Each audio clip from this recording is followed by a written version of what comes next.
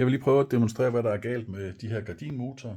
Det er sådan, at når de kommer fra fabrikken, så, så er de i transport mode, så derfor kan det godt være, at de ikke reagerer, når man trækker i den her snor.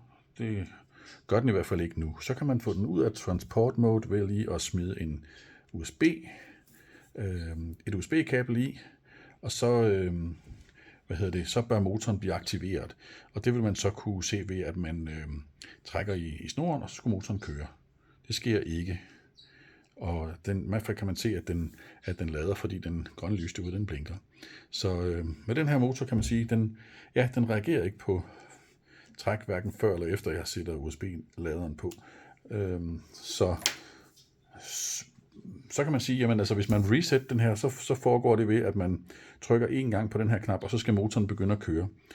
Og så, man skal slippe den hurtigt igen, så skal motoren køre. Det sker ikke. Nu sagde jeg, man kan nok godt høre den sagde klik. Der sker ingenting.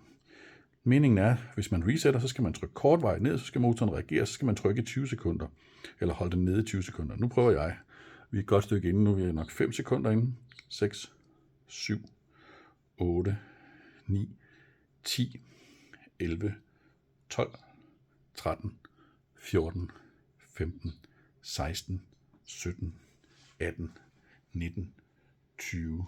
Der er i hvert fald, jeg holder den stadigvæk nede nu, og der er ikke sket noget som helst på de 20 sekunder. En normal motor, der står der i vejledningen, at den vil køre rundt, og så vil den stoppe, og så vil den køre rundt igen, og så vil den stoppe, og så vil den vist nok køre rundt ganske kort, og så stoppe en gang til. Nu har jeg i hvert fald holdt den nede i over 30 sekunder, så den er completely dead, som man siger på jysk. Det var den ene, og det gælder sådan set med de andre også, at der sker ingenting, når man trækker i snoren, og selvom man sætter USB-laderen til, så sker der ingenting, og heller ikke at forsøge at resette den, som jeg gjorde med den anden. Og det samme med den tredje. Forskellen på de her tre og den fjerde, det er, at den fjerde har aldrig nogensinde virket. De her, de har da trods alt virket et stykke tid, men virker stadigvæk ikke. Og det samme med den her. Nu snoren i posen, fordi den har slet ikke været brugt. Og her kan man også se, at motoren kører ikke rundt. Og hvis jeg lige kortvejs sætter USB-stik til her, så kan man jo se, at den lader. Så nu bør den har i hvert fald reageret på, at jeg satte USB-stikket i, og så burde den jo så køre. Men det gør den ikke. Så den er også død.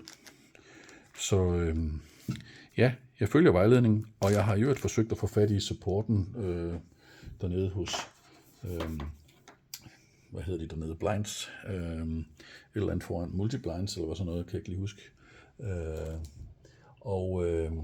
Der er ikke nogen mulighed for at få fat på nogen dernede. Der er ikke nogen adresser, man kan skrive til. Der er ikke nogen hjælp på det, jeg har som problem.